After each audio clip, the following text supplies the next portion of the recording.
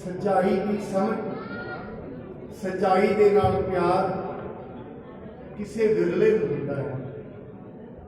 परमेश्वर की है, वो कित्थे रहिंदा है, इन्हां गल्लां ते विचार वो मनुख करदा है जिस दे भाग वड्डे हो जांदे। सत संगत का गुण ऐसा है, एक बार एक छोटी जी मिट्टी की डली किते बैठी है, उहदे विच खुशबू बहुत ज्यादा किते पई है। कहानीकार लिखदा है, किसी ने मैनूं पुछना कीता, तेरे अंदर इन्नी खुशबू है, तेरी खुशबू दे नाल जिहड़े भी नेड़े तेरे बैठे हैं बड़े महक रहे हैं, इन्हां दे महकण का कारण की है? वो बिल्कुल आराम के नाल सहज सुभाई कहती है, मेरे महकण का कारण ये है तो मैं मिट्टी की डली, पर मेरे महकण का कारण ये है मैं कुछ समा गुलाब के फुलों की संगत की।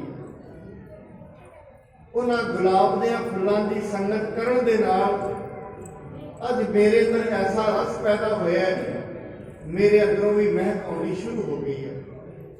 इनू महाराज बाणी कहते हैं, ओए भी चंदन होए रहे बसे जो चंदन पास, जेड़े मनुख सत संगत दे विच बहिंदे ने गुणा के खजाने बन जाते हैं। रोज रोज परमात्मा की याद प्रबल होती जाती है, वकार कट्टे जाते हैं, माड़े संस्कार दूर होते जाते। कई बारी ऐसा भी होता है, मनुख नूं अपनी जिंदगी दे विच समझ के तौर से पता है ये चीज़ चंगी है, ये चीज़ माड़ी है। बहुत चीज़ां ऐसियां ने जिहड़ियां मनुख नूं पता नहीं किहड़ियां चंगियां ने किहड़ियां माड़ियां ने, पर फिर भी मनुख का अपने उत्ते काबू नहीं हुंदा। मनुख का मन इहदे तों बेकाबू हो जाता है। ऐसियां कम ऐसियां गलतियां इस मनुख को करा दिंदा है, आउण वाले भविख दे विच इस नूं उन्हां गलतियां कीतियां लई भयानक नतीजियां का सामना करना पैंदा। इस करके बाणी दे विच कहंदे ने, हे मनुख अपनी जिंदगी दे विच एक चीज़ याद रखी, जेड़े तू कर्म कर रहे हैं उन्हां कर्मां दे प्रति सजग जरूर नहीं, उन्हां कर्मां दे प्रति जागरण जरूर रखी, क्योंकि तेरा आने वाला भविख वही बनना है जो तू अज कर रही है। जे कोई मनुख चाहता है मेरा आने वाला भविख ठीक होए, मेरा आने वाला भविष्य ठीक होए, आने वाले समय दे विच मैं ठीक रहा, साथ संगत याद करना, जेड़ी चीज़ अज ठीक होएगी और आने वाले टाइम में साडा कर्म बनती है। जे अज ठीक नहीं, अज संगत कदे नहीं की, कदे परमात्मा की बंदगी नहीं की, आने वाले भविख दे विच मनुख नूं उसदे भयानक नतीजियां का सामना करना पैंदा है। ये जरूरी नहीं है मनुख की हार जिंदगी विच उदों ही हुंदी है जे मनुख सोचे मेरे को माया घट जाएगी, ऐसा नहीं है। मानसिक तौर पर परमात्मा तो दूर हो जाना, अपने आत्मा की आवाज़ को ना सुन पाना, ये परमेश्वर तो दूर होना है। जदों मनुख अपनी आत्मा की आवाज़ को रोज रोज दबदा है, भावें कि मनुख के अंदर बैठी आत्मा रोज इन्हूं आवाज़ देती है, पर एक दिन ऐसा आता है रोज रोज आत्मा आवाज़ तो देती है, रोज रोज आत्मा की आवाज़ को अणगौलिया करता है, फिर हुण आत्मा के अंदरों आवाज़ दे रही है पर सुनाई नहीं दे रही। ये वास्ते एक बड़ा सोहना उदाहरण है, जिवें असीं वेखदे हां घरां दे विच टाइम पीस लगे हुंदे ने, कोई घड़ियां ने जिहड़ियां दीवार दे उत्ते लगियां ने, रात नूं जदों असीं वेखदे हां वो घड़ियां दे विचों सानूं आवाज़ सुनाई दिंदी है, पर वो आवाज़ दिने नहीं आती। समझण दी लोड़ है, दिने क्यों नहीं सुनाई? आवाज़ तो है पर दिने सुनाई नहीं दे रही। कारण हे मनुख, आवाज़ तो वो अंदर दिने भी आती है, पर दिन बाद का शोर शराबा इन्ना है तेनों वो टाइम पीस की आवाज़ सुन देता नहीं। एवं साध संगत मनुख की आत्मा ते मनुख नूं आवाज़ देती है, पर वकारां की मैल मन ते इन्नी चढ़ जाती है, वो वकारां की मैल मनुख नूं आत्मा की आवाज़ सुन देती नहीं। इस करके जदों जदों मनुख सत संगत विच आउंदा है, महाराज कहते ने जन्म कर्म मल उतरै मन ते जाए गुमान। जदों मनुख सत संगत दे विच आउंदा है, इहदे कर्मां दी मैल घटदी है और मनुख नूं जो कुछ भी इहदी जिंदगी विच हो रहा है इहदे कर्मां दी मैल कारण हो रहा, होर कोई कारण नहीं। मैं अज सवेरे भी भोरा साहिब जी बेनती कर रहा सी, साध संग कदे ना कहिए परमात्मा ने मेरे नाल माड़ा कीता है, परमात्मा ने मैनूं दुख दिते ने। परमात्मा का सुभाव दुख देने वाला नहीं है। गुरबाणी के अनुसार, गुरबाणी के अनुसार परमात्मा किसी को दुख नहीं देता, परमात्मा किसी नाल वैर नहीं करता। वैर करेगा साडे वर्गे छोटे ਜਿਹੇ मनुख नाल किसी काम नहीं है। एडा वड्डा परमात्मा करोड़ों ब्रह्मंडा का मालक महाराज बाणी के कोट ब्रह्मंड को ठाकुर स्वामी एक गुण नहीं मूर्ख जाता रे। करोड़ा ब्रह्मंडा का मालक एक छोटे ਜਿਹੇ मनुख नाल वैर करेगा? नहीं करता। उन्होंने की लोड़ है किसी नाल वैर करने की? वो तो निर्वैर है। आप रोज पढ़ते हैं वो निर्वैर है, निरभव है, वो किसी नाल वैर नहीं। ये मनुख वैर तेरा तेरे नाल ही है, और किसी नाल नहीं। और एक गल होर याद रखी, किसी ने तेनों जिंदगी में कदे दुख नहीं देने। दुख जेड़े तू देने ने अपने आप ही अपने आप को देने। ना कोई भरा भरा को दुख देता है, ना किसी की बरादरी दुख देती है, ना किसी की सरकार दुख देती है, ना कोई देश दुख देते हैं। मनुख अपने आप को दुख आप देता है। इस करके परमात्मा किसी को दुख नहीं देता। वो तो बाणी कहती है, सतगुर सदा दयाल है भाई, बिन भागा क्या पाई है। हे मनुख एक गल याद रखी, परमात्मा का सुभाव तो दयालु है। जे किते परमात्मा का सुभाव वैर वाला हुंदा, एक मनुख भी दुनिया से सुखी नहीं बच सकता।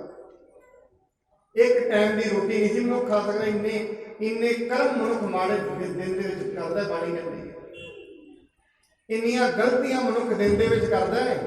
जे परमात्मा लेखा लैके वैर ते आ जाता, एक टाइम की रोटी मनुख तो नहीं खानी। बाणी तां ही कहती है, लेखा कतही ना छुटिया खिन खिन भुलन हार। परमात्मा वैर नहीं करता।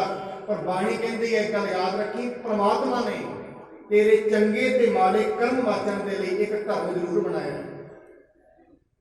इस करके ऐसा मत समझना जो भी मैं जुबान चो बोल देंगे दुनिया खेड़ है तो कोई वेख नहीं रहा। नहीं, इत्थे मनुख के एक एक सवास के नाल जिहड़ियां प्रतिक्रिया हो रही ने, इन्हां अखां दे नाल जो कुछ इवोच करता है, जो कुछ वेखदा है, इन्हां कन्नां दे नाल जो कुछ सुनता है, हर एक चीज मनुख की लेखे में है।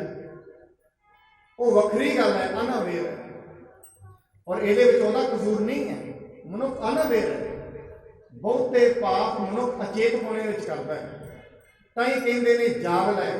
बाणी में बार बार शब्द होएगा, या तो बुझ लै ते जां फिर जाग लै। हे मनुख जाग, केड़ी नींद चों? ये मोह की नींद में जी तू सुता होया। ये मोह की नींदर ने तेरे को ऐसे ऐसे कर्म कराने ने जेडे तेरी आत्मा को मैला कर दे। दुनिया के उत्ते जेड़ा तू अपना मकसद लैके आया सी, जेड़े मकसद के कारण तेनू जन्म मिलिया सी, वो मकसद नूं तू भुल बैठा है। वो मकसद भुलिया क्यों है?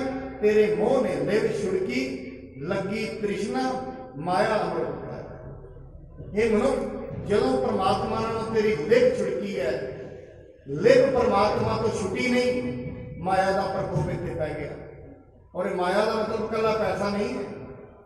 गुरबाणी के महाराज ने 9 रसां का जिक्र किया, जिहदे महाराज चांदी नूं, सोने 9 प्रकार के रस महाराज कहते हैं। रस रस सोना, रस रूपा कामन, रस परमल की वास, रस घोड़े, रस सेजा मंदर, रस मिठा, रस मास, इत्ते रस शरीर के कह घट नाम निवास। परमात्मा का वासा कितों होएगा? और जिमें जिमें मनुख परमात्मा तो दूर जाई जाता है, रोज रोज यदि आत्मा विकारां दे नाल भरी जाती है, जीव आत्मा तड़पती है। फिर और महाराज बाणी के विच गल कहते हैं, जय तन बाणी विसर जाए, ज्यों पक्का रोगी भी रहे। पक्का कहते हैं कोढ़ का रोगी। बाणी का मतलब होंगे आत्मा की आवाज। जेड़े मनुख आत्मा की आवाज तो दूर चले गए ने, रोटी खांदियां भी तड़पते हैं, रात को सोंदियां भी तड़पते हैं। गल्लां किहड़ियां ने पता नहीं। क्योंकि दो हिस्से ने मन के, एक हिस्सा तो जो चल रहा है, एक हिस्सा ये पिछे है जो सानू नहीं पता, वो पता लगता है जो मैं बंदगी करता है। मैं 3 हिस्से मन के मन्ने, विद्वाना ने वेदांत ने 4 मन्ने ने, फ्राइड ने 3 मन्ने ने। मैं थोड़ा जा उल्लेख वह जरूर करांगा। जो असी रात को सोने कि वड्डी घटना है रात को सोना, पर जिवें असी सो जाते सानू नहीं पता लगता असी सो गए। जो उठते हैं उदों भी नहीं पता लगता उठे हैं। हुण सौण दे ते उठण दे विचकार एक दुनिया चलती है, उन्होंने कहते हैं सुपनियां की दुनिया। और ऐसा मत समझना, कई लोग कहते हैं मैनू सुपना आउंदा नहीं है, ऐसा नहीं है। हरेक मनुख को सुपना बदलता है, 15 तो 20 मिनट का सुपना होता है, बार बार सुपना चलता रहता है। ऐसा कोई मनुख नहीं है जिन्हें सुपने नहीं आते हैं। ਜਿਹੜੀਆਂ चीज़ों का मनुख के दिन के बहुत गहरा प्रभाव है, ਜਿਹੜੀਆਂ चीज़ों ने मनुख की जिंदगी बड़ा गहरा प्रभाव पाया है, वो सुपने रात में आउंदे। हुण पहली गल तो यह है जिहड़ा मनुख जिंदगी में चल रहा है अचेत होने में, इस तो अगे एक होर जिवें सूरत गहरी हो जाएगी, अगली अवस्था है जिथे जाके मनुख जाग जाता है। क्योंकि मनुख कई बार ऐसिया चीज़ां ने, मनुख चाहता है मैं गुरबाणी पढ़ा, पर मनुख का मन नहीं करता। मनुख चाहता है सत संगत करा, मन रिलक्ट करता है, मन निषेध करता है, मन आना नहीं चाहता। कारण क्योंकि इस दे मन के पिछे विकार ने, इस दे मन के पिछे संस्कार ने। वो संस्कार उदों विखणगे जो मनुख बंदगी में लगे, जिन्हों असीं कहते हैं सुरत ते शब्द का मिलाप। जो मनुख गहरा चलेगा, पहला तो बंदगी नाल इत्थे नहीं आया, फिर जो होर गहरा चलेगा दूजे लैवल तेन पता लगेगा मेरे अंदर वकार किहड़े किहड़े। हजे तो मनुख कह दिंदा है असीं तो कदे किसी का माड़ा कीता ही नहीं।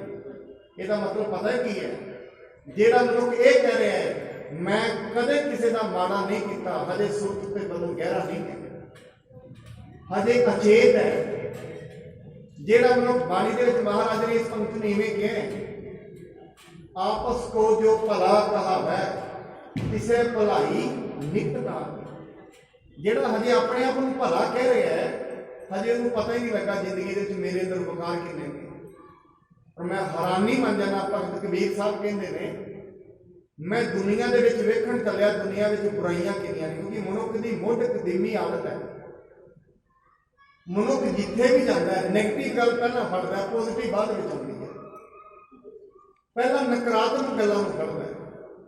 इन्हें मैं वेख रहा सी दुनिया के वेखण किते माड़ा होए, कहते मैं जो माड़ा वेखण लई तुरिया मैं अपने अंदर झांकी मारिया। कहते जिदन अपने अंदर झांकी मारी, कबीर साहब कहते मैं दुनिया को वेखना ही बंद कर दिता। पहला दुनिया को वेखदा सी उहदे अंदर की चंगा है की माड़ा है। जिस दिन मैं अपने आप को वेख्या, मैं दुनिया को वेखना बंद कर दिता। क्यों? कबीर सब ते हम बुरे, हम तद भलो सब ते। कितनी वड्डी गल, ये गल कहनी सौखी नहीं है। सब संगत अपने आप को यह कह देना मैं बड़ा माड़ा हूं, कदों कहेगा? जिस दिन दूजी अवस्था पे पहुंच जाएगा, अपने अंदर का पता लगेगा, सुरत गहरी हो जाएगी। और ये गहरी सुरत जदों तई रसां दे विच फसी है, शरीर दियां रसां विच फसी है, शरीर दियां 9 इंद्रियां विच फसी है, उदों तई ये सुरत गहरी नहीं होती। जिवें जिवें सुरत इस शरीर के खोल तो बाहर आउंदी है, इस शरीर के रसां तो बाहर आउंदी है, फिर सुरत शुरू होती है चलना। सो संगत जिहड़ी है जिथे असीं बैठे हैं, संगत पहला कदम है, पहला कदम वधाउणा है अपनी सुरत नूं अगे ले जाण वास्ते।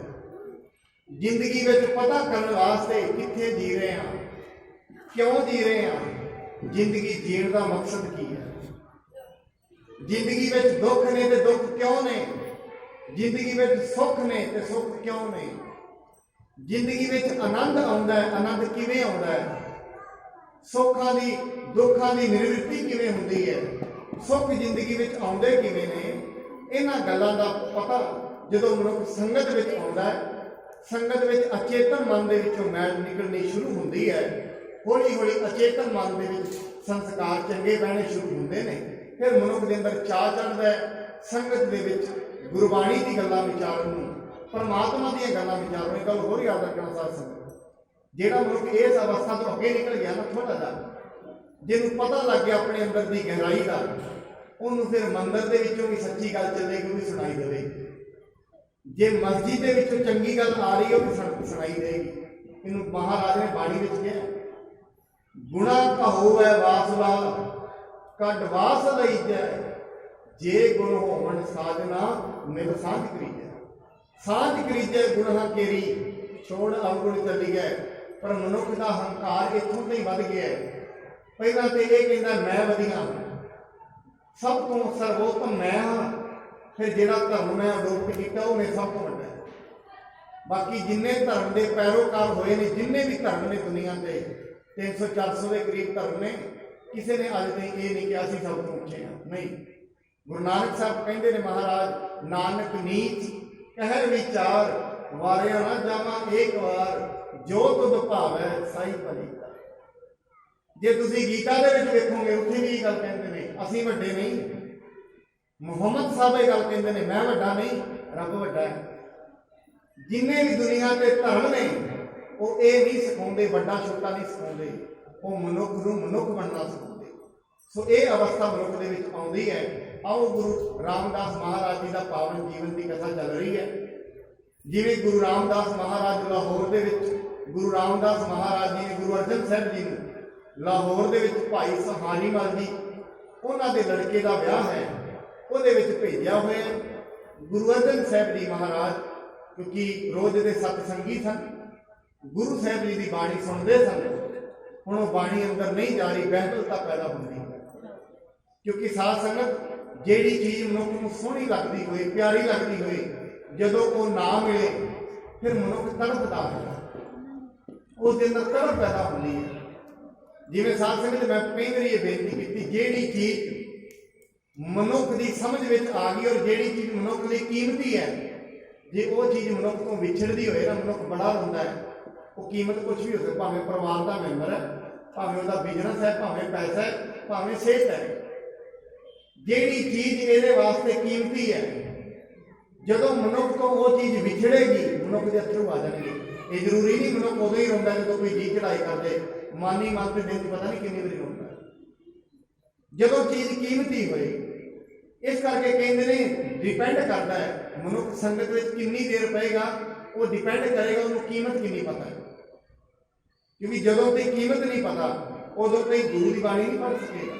ਕੀਮਤ ਦੇ ਨਾਲ, ਜਿਵੇਂ ਇੱਕ ਮਨੁੱਖ ਜੇਬ ਦੇ ਵਿੱਚ 50,000 ਰੁਪਇਆ ਲੈ ਸਕਦਾ ਹੈ, ਬਾਹਰ ਜਾਏ 50,000 ਰੁਪਇਆ ਡਿੱਗ ਜਾਏ, ਗੁਰਦੁਆਰੇ ਆ ਰਿਹਾ 50,000 ਰੁਪਇਆ ਡਿੱਗਿਆ, ਗੁਰਦੁਆਰੇ ਆਇਆ ਮੱਥਾ ਟੇਕਣ, ਹੁਣ ਮੱਥਾ ਤੇ ਜ਼ਰੂਰ ਟੇਕੇਗਾ, ਦਿਲ ਨਹੀਂ ਲੱਗੇਗਾ, ਸੁਰਤ ਉੱਥੇ ਹੀ ਰਹੇਗੀ। ਕਿਉਂ? ਕੀਮਤੀ ਚੀਜ਼ ਵਿਛੜ ਰਹੀ ਹੈ। ਇਵੇਂ ਮਨੁੱਖ ਜਦੋਂ ਇਹਦੇ ਤੋਂ ਕੋਈ ਪਦਾਰਥ ਵਿਛੜਦਾ ਹੈ, ਮਨੁੱਖ ਰੋੜਦਾ ਹੈ। 2 ਦਿਨ ਗੁਰਦੁਆਰੇ, ਮੰਦਰ, ਮਸਜਿਦ ਨਹੀਂ ਗਿਆ, ਕੋਈ ਰੱਬ ਦੀ ਬਾਣੀ ਨਹੀਂ ਸੁਣੀ, ਕਦੀ ਅਥਰੂ ਨਹੀਂ ਆਏ, ਕਦੀ ਨਹੀਂ ਆਉਂਦੇ। ਕਾਰਨ ਕੀ ਹੈ? ਕੀਮਤ ਨਹੀਂ। ਬਾਣੀ ਤੇ ਕਹਿੰਦੀ ਹੈ, ਸਾਈਂ ਨਾਮ ਅਮੋਲ ਕੀਮ ਨਾ ਕੋਈ ਜਾਣ, ਜਿਨਾ ਭਾਗ ਮਥਾਏ ਨਾਨਕ ਸੇ ਹਰ ਰੰਗ ਮਾਣ ਦੋ।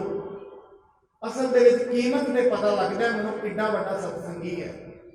ਜਿਵੇਂ ਮਨੁੱਖ ਦੇ ਕੋਲੋਂ ਹਜ਼ਾਰਾਂ ਵਾਰੀ ਬੰਦਗੀ ਨਹੀਂ ਕੀਤੀ, ਨਾਮ ਅੱਜ ਨਹੀਂ ਜਪਿਆ, ਵਿਛੜ ਗਿਆ, ਪਰ ਮਨੁੱਖ ਨੂੰ ਉਸ ਦੀ ਕੀਮਤ ਨਹੀਂ ਪਤਾ। ਤਾਂ ਹੀ ਕਰਕੇ ਸਤ ਸੰਗਤ ਦੀ ਕੀਮਤ ਜਿਸ ਦਿਨ ਪਤਾ ਲੱਗ ਜਾਏਗੀ, ਮਨੁੱਖ ਪਰਮਾਤਮਾ ਦੇ ਨਜ਼ਦੀਕ ਜਾਣਾ ਸ਼ੁਰੂ ਹੋਏਗਾ। ਆਓ ਹੁਣ ਗੁਰੂ ਅਰਜਨ ਸਾਹਿਬ ਜੀ ਮਹਾਰਾਜ, ਜਿਹੜੇ ਬੜੀ ਬਹਿਬਲਤਾ ਦੇ ਵਿੱਚ ਨੇ, ਹਮੇਸ਼ਾ ਯਾਦ ਕਰਦੇ ਨੇ ਗੁਰੂ ਰਾਮਦਾਸ ਮਹਾਰਾਜ ਜੀ ਨੂੰ। ਪਰ ਗੁਰੂ ਰਾਮਦਾਸ ਮਹਾਰਾਜ ਜੀ ਕੋਲ ਕੀ ਸੋਚਦੇ ਹਨ, ਉਹ ਕਥਾ ਅੱਗੇ ਚੱਲਦੀ ਹੈ। ਸ਼ਰਵਣ ਕਰੀਏ। ਆਰੰਭ ਕਰਨ ਤੋਂ ਪਹਿਲਾਂ ਗੁਰੂ ਜੀ ਵੱਲੋਂ ਬਖਸ਼ੇ ਹੋਏ ਪਾਵਨ ਗੁਰੂ ਮੰਤਰ ਨਾਲ ਸਾਂਝ ਪਾਈਏ।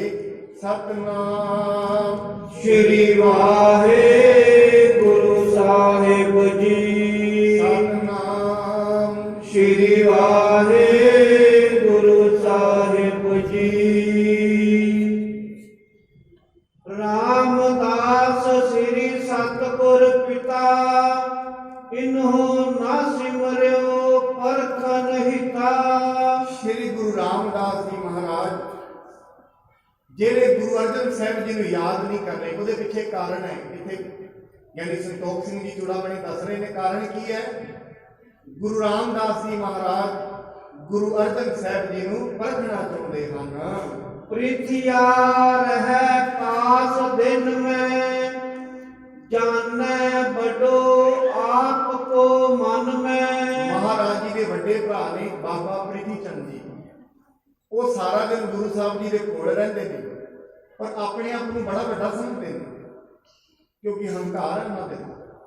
ਆਪਣੇ ਆਪ ਨੂੰ ਬੜਾ ਹੀ ਵੱਡਾ ਸਮਝਦੇ ਹਨ। ਪਿਤ ਪਾਛੇ ਮੈਂ ਲੈ ਗੁਰਦਾਤੀ, ਕਰੋ ਸਦਾ ਮਨ ਭਾਵਤ ਸਾਥੀ। ਕਹਿੰਦੇ ਹਨ ਪਿਤਾ ਦੇ ਜਾਣ ਤੋਂ ਪਿੱਛੋਂ ਮੈਂ ਗੁਰਤਾ ਗੱਦੀ ਲਾਂਗਾ, ਤੇ ਬੜੀਆਂ ਵਸਤੂਆਂ ਆਉਂਦੀਆਂ ਨੇ ਗੁਰਦੁਆਰੇ, ਸਾਰੀਆਂ ਦਾ ਮੋਹ ਉਡਾਵਾਂਗਾ। ਕਿਉਂਕਿ ਸਾਧ ਸੰਗਤ ਜਦੋਂ ਹੰਕਾਰ ਅੰਦਰ ਆ ਜਾਏ, ਮਨੁੱਖ ਨੂੰ ਪਤਾ ਨਹੀਂ ਲੱਗਦਾ ਉਹ ਕੀ ਕਹਿ ਰਿਹਾ। ਮੈਨੂੰ ਯਾਦ ਆਉਂਦਾ, ਕਹਿੰਦੇ ਇੱਕ ਵਾਰੀ ਇੱਕ ਬੀਬੀ ਦੇ ਕੋਲ ਨਾ ਇੱਕ ਪੁਰਾਣੇ ਸਮਿਆਂ 'ਚ ਕੁੱਕੜ ਵਾਂਗਾ ਦਿੰਦੇ ਸੀ, ਮੁਰਗੇ। ਬੀਬੀ ਦੇ ਕੋਲੇ ਕੁੱਕੜ ਸੀ, ਉਹ ਰੋਜ਼ ਵਾਂਗ ਦਿੰਦਾ ਸੀ। 4 ਵਜੇ ਵਾਂਗ ਦਿੰਦੇ ਹੁੰਦੇ ਸੀ ਮੁਰਗੇ। ਅਲਾਰਮਾਂ ਦਾ ਤੇ ਸਿਸਟਮ ਨਹੀਂ ਸੀ, ਮੁਰਗੇ ਵਾਂਗਾ ਦਿੰਦੇ ਸੀ। ਕਿ ਉਹ ਬੀਬੀ ਦਾ ਮੁਰਗਾ ਵਾਂਗ ਦਿੰਦਾ ਸੀ, ਸਾਰੇ ਪਿੰਡ 'ਚ ਇਕੱਲਾ ਹੀ ਸੀ ਉਹਦੇ ਕੋਲ। ਉਹ ਬੀਬੀ ਨੂੰ ਬੜਾ ਮਾਣ ਸੀ, ਕਹਿੰਦੀ ਵੇਖ ਲਓ ਆ ਮੇਰਾ ਮੁਰਗਾ ਵਾਂਗ ਦਿੰਦਾ ਹੈ ਤੇ ਸੂਰਜ ਨਿਕਲਦਾ। ਜਿੱਦਣ ਇਹ ਵਾਂਗ ਨਾ ਦੇਗਾ, ਸਾਰਾ ਪਿੰਡ ਹਨੇਰੇ 'ਚ ਰਹਿ ਜਾਏਗਾ। ਐਸਾ ਹੁੰਦਾ ਹੈ ਸਤਸੰਗ ਅਹੰਕਾਰ। ਆ ਮਨੁੱਖ ਨੂੰ ਹਰੇਕ ਚੀਜ਼ ਦਾ ਐਸਾ ਹੀ ਅਹੰਕਾਰ ਹੈ। ਇਹ ਸਮਝ ਰਿਹਾ ਵੀ ਇਹ ਦੁਨੀਆ ਮੇਰੇ ਅਨੁਸਾਰ ਚੱਲ ਰਹੀ ਹੈ, ਪਰਿਵਾਰ ਨੂੰ ਮੈਂ ਚਲਾ ਰਿਹਾ। ਇਹ ਤਾਂ ਸਭ ਤੋਂ ਵੱਡਾ ਅਹੰਕਾਰ ਹੈ। ਜਿਹਨੂੰ ਬਾਣੀ ਕਿਵੇਂ ਕਿਹਾ, ਹਉਮੈ ਦੀਰਘ ਰੋਗ ਹੈ। ਉਹ ਬੀਬੀ ਨੇ ਰੋਜ਼ ਕਹਿਣਾ। ਇੱਕ ਦਿਨ ਆਪਣਾ ਮੁਰਗਾ ਪਿੰਡ ਵਾਲਾ ਗਿਆ, ਬੀਬੀ ਤੋਂ ਆਪਣਾ ਲੈ ਕੇ ਆਪਣੇ ਪਿੰਡ ਚੋਂ ਕੱਢ ਦਿੱਤਾ, ਆਪਣਾ ਮੁਰਗਾ ਲੈ ਕੇ ਚੱਲ ਪਈ। ਦੂਜੇ ਪਿੰਡ ਗਈ ਤੇ ਜਾ ਕੇ ਕਹਿੰਦੀ ਹੈ ਹੁਣ ਵੇਖਿਓ ਉਹਦੇ ਪਿੰਡ ਤੇ ਸੂਰਜ ਨਿਕਲਣਾ ਹੀ ਨਹੀਂ। ਕਹਿੰਦੀ ਕਿਉਂ? ਮੇਰਾ ਮੁਰਗਾ ਵਾਂਗ ਦਿੰਦਾ ਸੀ ਤੇ ਸੂਰਜ ਨਿਕਲਦਾ ਸੀ। ਹੁਣ ਸਾਰਾ ਪਿੰਡ ਹਨੇਰੇ 'ਚ ਮੈਨੂੰ ਕੱਢ ਕੇ ਦਿੱਤਾ ਪਿੰਡੋਂ ਬਾਹਰ, ਸਾਰਾ ਪਿੰਡ ਹਨੇਰੇ 'ਚ ਜੀਏਗਾ। ਕਿਉਂ? ਹੁਣ ਮੇਰੇ ਮੁਰਗੇ ਨੇ ਬੋਲਣਾ ਨਹੀਂ, ਆਵਾਜ਼ ਸੂਰਜ ਨਿਕਲਣਾ ਨਹੀਂ। ਉਸ ਪਿੰਡ ਦੇ ਸਿਆਣਿਆਂ ਪੁਰਖਾਂ ਸਮਝਾਇਆ, ਬੀਬੀ ਅਸਲ ਦੇ ਵਿੱਚ ਤੂੰ ਭਰਮ ਵਿੱਚ ਹੈ। ਤੇਰਾ ਮੁਰਗਾ ਜਦੋਂ ਵਾਂਗ ਦਿੰਦਾ ਉਦੋਂ ਸੂਰਜ ਨਹੀਂ ਨਿਕਲਦਾ। ਯਾਦ ਰੱਖੀ, ਜਦੋਂ ਸੂਰਜ ਨਿਕਲਦਾ ਤੇਰਾ ਮੁਰਗਾ ਵਾਂਗ ਉਦੋਂ ਦਿੰਦਾ ਹੈ। ਤੇਰੇ ਮੁਰਗੇ ਦੇ ਕਿਹਾ ਨਹੀਂ ਸੂਰਜ ਨਿਕਲਦਾ। ਐਸੀ ਗੱਲ ਮਨੁੱਖ ਨੂੰ ਵੀ ਹੈ। ਮਨੁੱਖ ਇਹ ਸਮਝਦਾ ਹੈ ਮੇਰੇ ਕਿਹਾ ਦੁਨੀਆ ਚੱਲ ਰਹੀ ਹੈ, ਐਸਾ ਨਹੀਂ ਹੈ। ਇਹ ਸਾਧਨ ਮਾਤਰ ਹੈ ਸਿਰਫ। ਇਹਦੇ ਕਰਮ ਮੈਨੂੰ ਡਰਾਈਵ ਕਰ ਰਹੇ ਨੇ, ਖਿੱਚ ਕੇ ਲੈ ਜਾਂਦੇ ਨੇ। ਕਈ ਵਾਰੀ ਮਨੁੱਖ ਸੋਚਦਾ ਹੈ ਮੈਂ ਫਲਾਣੀ ਥਾਂ ਨਹੀਂ ਜਾਣਾ, ਨਹੀਂ ਕਰਾਂਗਾ, ਪਰ ਬਾਣੀ ਕਹਿੰਦੀ ਮਤਾ ਕਰੇ ਪੱਛਮ ਕੇ ਤਾਈ ਪੂਰਬ ਹੀ ਲੈ ਜਾਂਦਾ ਹੈ। ਤੂੰ ਕਿਉਂ ਨਹੀਂ ਜਾਣਾ? ਤੇਰੇ ਕਰਮ ਤੈਨੂੰ ਖਿੱਚ ਕੇ ਲੈ ਜਾਣਗੇ। ਇਹ ਮਨੁੱਖ ਤੇਰੇ ਹੱਥ ਕੁਝ ਨਹੀਂ ਹੈ, ਜੋ ਕੁਝ ਚੱਲ ਰਿਹਾ ਤੇਰੇ ਕਰਮ ਨੇ। ਕਈ ਵਾਰੀ ਮਨੁੱਖ ਸੋਚਦਾ ਹੈ ਐਕਸੀਡੈਂਟ ਹੋ ਜਾਏ, ਅੱਜ ਇਹਨੂੰ ਬੜਾ ਡੱਕਿਆ ਨਹੀਂ ਜਾਂਦਾ, ਨਾ ਜਾਣ ਦਾ ਕੀ ਕਾਰਨ ਹੈ? ਜੋ ਕਰਮ ਨੇ, ਕਰਮ ਖਿੱਚ ਕੇ ਲੈ ਜਾਂਦੇ ਨੇ। ਇਸ ਕਰਕੇ ਮਨੁੱਖ ਜੋ ਕੁਝ ਕਰ ਰਿਹਾ ਹੈ ਉਹਦੇ ਪ੍ਰਤੀ ਸੁਚੇਤ ਰਹੇ, ਕਿਉਂਕਿ ਜੋ ਕੁਝ ਇਹ ਕਰ ਰਿਹਾ ਰੋਜ਼ ਇਕੱਠਾ ਹੁੰਦਾ ਹੈ, ਰੋਜ਼ ਲਿਖਿਆ ਜਾਂਦਾ ਹੈ। ਮਹਾਰਾਜ ਤਾਂ ਹੀ ਬਾਣੀ ਦੇ ਵਿੱਚ ਕਹਿੰਦੇ ਨੇ ਕਿਸੇ ਦੀ ਨਿੰਦਾ ਚੁਗਲੀ ਵੀ ਤੂੰ ਕਦੀ ਨਾ ਵਾਚੀ। ਕਹਿੰਦੇ ਕਿਉਂ? ਕਹਿੰਦੇ ਤੇਰਾ ਕੰਮ ਹੀ ਨਹੀਂ ਹੈ ਵਾਚਣ ਦਾ। ਤੈਨੂੰ ਕਿਸੇ ਦੀ ਬੁਰਾਈ ਤੇ ਚੰਗਿਆਈ ਵਾਚਣ ਦੀ ਲੋੜ ਨਹੀਂ ਹੈ। ਉਹਦੇ ਵਾਸਤੇ ਪ੍ਰਮਾਤਮਾ ਹੈ, ਉਹਨੇ ਧਰਮਰਾਜ ਬਿਠਾਇਆ ਹੋਇਆ। ਧਰਮ ਦਾ ਮਤਲਬ ਐਸਾ ਵਿਧਾਨ ਬਣਾਇਆ ਪ੍ਰਮਾਤਮਾ ਨੇ, ਸਾਨੂੰ ਵੇਖ ਨਹੀਂ ਰਿਹਾ ਹੈ। ਉਹ ਵਿਧਾਨ ਹੈ, ਜਿਵੇਂ ਐਵੇਂ ਸਮਝ ਲਓ ਇੱਕ ਮਨੁੱਖ ਕਹੇ ਸੂਰਜ ਹੈ ਪਰ ਉਹਦੇ ਅੱਖਾਂ ਨਹੀਂ ਹਨ, ਉਹ ਸਿਆਣਾ ਹੈ, ਠੀਕ ਹੈ, ਕਿਉਂਕਿ ਉਹਦੇ ਅੱਖਾਂ ਨਹੀਂ, ਉਹ ਸੂਰਜ ਤੋਂ ਇਨਕਾਰੀ ਹੋ ਸਕਦਾ ਹੈ। ਪਰ ਇੱਕ ਗੱਲ ਯਾਦ ਰੱਖਣਾ, ਸੂਰਜ ਤੇ ਰੋਜ਼ ਨਿਕਲਦਾ ਹੈ, ਉਹਦੀਆਂ ਅੱਖਾਂ ਨਹੀਂ। ਉਹਦੀਆਂ ਅੱਖਾਂ ਨਾ ਹੋਣ ਕਰਕੇ ਸੂਰਜ ਨਿਕਲਣਾ ਬੰਦ ਨਹੀਂ ਹੋਏਗਾ। ਮਨੁੱਖ ਬੰਦਗੀ ਨਾ ਕਰੇ, ਬਾਣੀ ਨਾ ਪੜ੍ਹੇ, ਗੁਰਦੁਆਰੇ ਮੰਦਰ ਮਸਜਿਦ ਨਾ ਜਾਏ, ਇਹਦਾ ਮਤਲਬ ਇਹ ਨਹੀਂ ਹੈ ਜਿਹੜੇ ਉਹ ਕਰਮ ਕਰ ਰਿਹਾ ਹੈ, ਜਿਹੜੇ ਕਰਮਾਂ ਦੀ ਮਾਰ ਤੋਂ ਉਹ ਬਚ ਨਹੀਂ ਪਾਏਗਾ। ਉਹ ਤੇ ਹੋਣੇ ਹੀ ਹੋਣੇ ਨੇ, ਉਹਦੇ ਵਿਧਾਨ ਹੈ। ਗੁਰਦੁਆਰੇ ਦੇ ਵਿੱਚ ਆ ਕੇ ਉਹਨੂੰ ਵਿਧਾਨ ਦਾ ਸਮਝ ਆਉਂਦੀ ਹੈ, ਗੁਰੂ ਉਹਨੂੰ ਸਮਝ ਲੈਂਦਾ ਹੈ। ਤਾਂ ਹੀ ਤੇ ਬਾਣੀ ਵਿੱਚ ਸ਼ਬਦ ਆਇਆ, ਹਾਰ ਭਰਿਓ ਸੁਆਮੀ ਕੇ ਦੁਆਰੇ ਦੀਜੈ ਬੁੱਧ ਵਿਵੇਕਾ। हे ਪ੍ਰਮਾਤਮਾ, ਮੈਂ ਤੇਰੇ ਦੁਆਰੇ ਤੇ ਆਇਆ ਕੀ ਲੈਣ? ਮੈਨੂੰ ਐਸੀ ਬੁੱਧੀ ਦੇ, ਮੈਂ ਉਸ ਬੁੱਧੀ ਦੇ ਨਾਲ ਦੁਨੀਆ ਵਿੱਚ ਮਾੜੇ ਕਰਮਾਂ ਤੋਂ ਹਟ ਜਾਵਾਂ। ਐਸੀ ਗੰਭੀਰਤਾ ਦੀ ਬੁੱਧੀ ਮੈਨੂੰ ਬਖਸ਼ੀ, ਮੇਰੀ ਜ਼ਿੰਦਗੀ ਠੀਕ ਹੋ ਸਕੇ। ਇਸ ਕਰਕੇ ਸਾਧ ਸੰਗਤ, ਮਨੁੱਖ ਦਾ ਹੰਕਾਰ ਬੜਾ ਤਕੜਾ ਹੈ। ਔਰ ਤਾਂ ਹੀ ਗੁਰੂ ਨਾਨਕ ਸਾਹਿਬ ਨੇ ਕਿਹਾ ਸਾਰੀਆਂ ਚੀਜ਼ਾਂ ਹੀ ਛੁੱਟ ਜਾਂਦੀਆਂ ਨੇ, ਚੀਜ਼ਾਂ ਛੱਡ ਕੇ ਚੀਜ਼ਾਂ ਦਾ ਹੰਕਾਰ ਨਹੀਂ ਛੁੱਟਦਾ। ਹੰਕਾਰ ਛੁੱਟਣਾ ਬੜਾ ਹੀ ਅਸੰਭਵ ਦੀ ਗੱਲ ਹੈ, ਬੰਦਗੀ ਨਾਲ ਹੀ ਛੁੱਟਦਾ ਹੈ।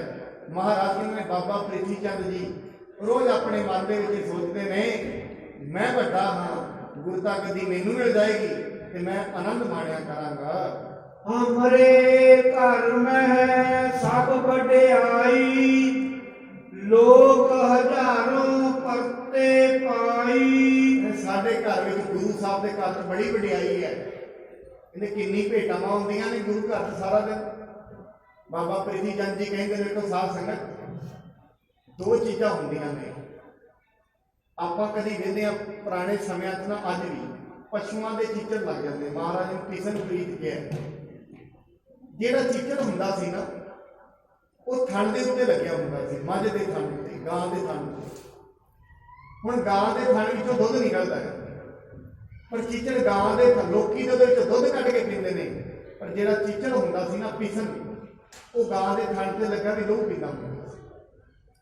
ਐਸਾ ਕੰਮ ਹੁੰਦਾ ਮਨੁੱਖ ਦਾ। ਕਈ ਵਾਰੀ ਧਾਰਮਿਕ ਪ੍ਰਵਰਤੀ ਦਾ ਵੀ ਹੋ ਕੇ ਧਰਮ ਦੇ ਰਸ ਨੂੰ ਪ੍ਰਾਪਤ ਨਹੀਂ ਕਰਦਾ, ਲਹੂ ਪੀਂਦਾ। ਜਿਵੇਂ ਪਾਪ ਕਮਾਉਂਦਾ, ਧਰਮ ਦੀ ਕਮਾਈ ਕਰਦਿਆਂ ਵੀ ਧਰਮ ਦੇ ਵਿੱਚੋਂ ਪਾਪ ਕਮਾਉਂਦਾ। ਬਾਬਾ ਪ੍ਰੀਤੀ ਚੰਦ ਉਸੇ ਬਿਰਤੀ ਦਾ ਮਾਲਕ ਹੈ।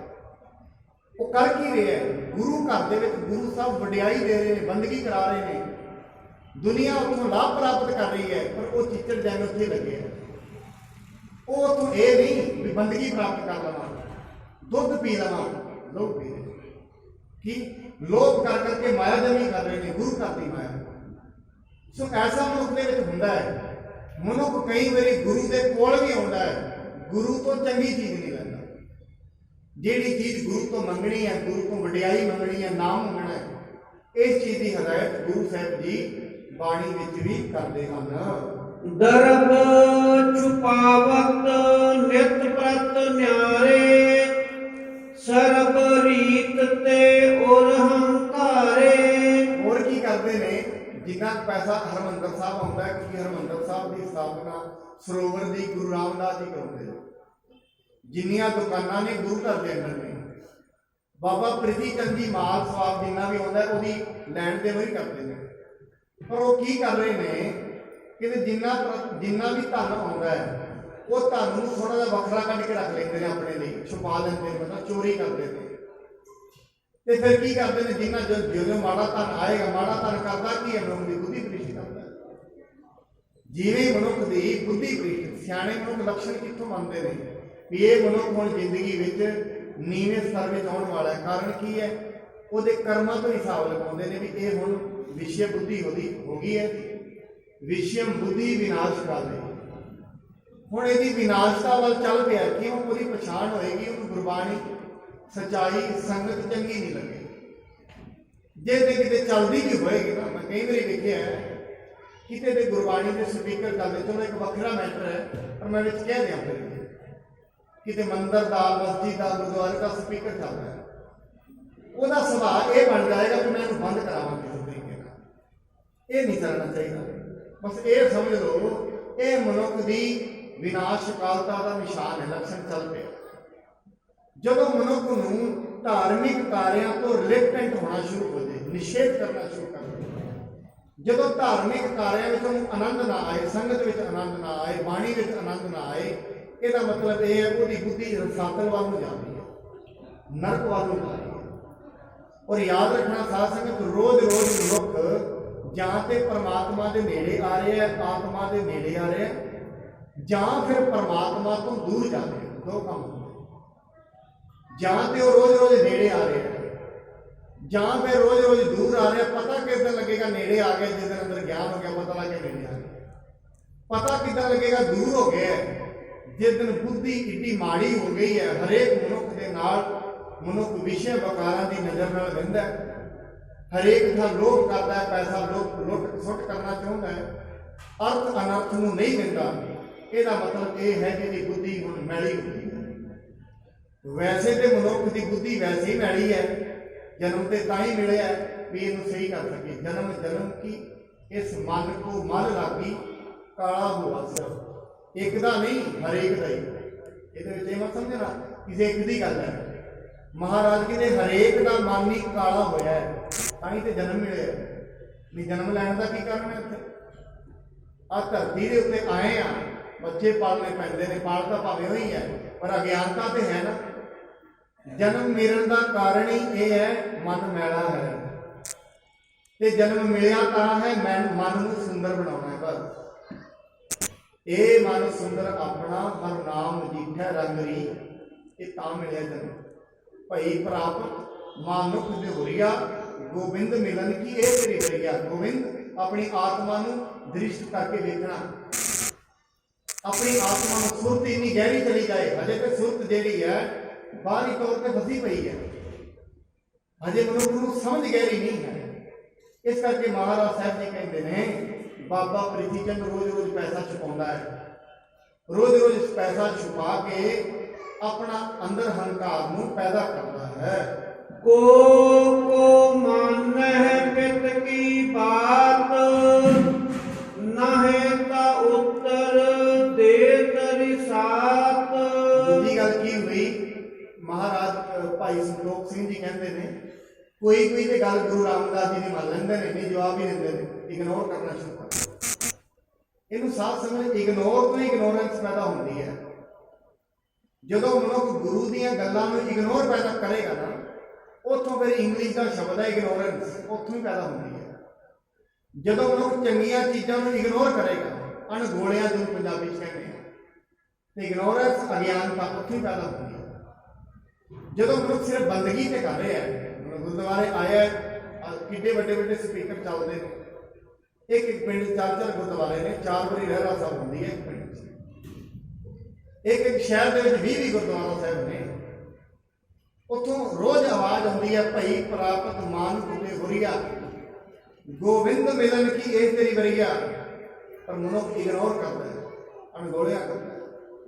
ਇਹ ਜਿਹੜੀ ਇਗਨੋਰ ਇਹਨੂੰ ਕਰ ਰਿਹਾ, ਗੁਰੂ ਦੀਆਂ ਗੱਲਾਂ ਨੂੰ ਅਣਗੋਲਿਆ ਕਰ ਰਿਹਾ ਹੈ, ਇਹ ਇਹਦੀ ਜ਼ਿੰਦਗੀ ਵਿੱਚ ਰੋਜ਼-ਰੋਜ਼ ਅਗਿਆਨਤਾ ਭਰ ਰਹੀ ਹੈ, ਰੋਜ਼-ਰੋਜ਼ ਇਹਨੂੰ ਦੂਰ ਲੈ ਕੇ ਜਾ ਰਹੀ ਹੈ।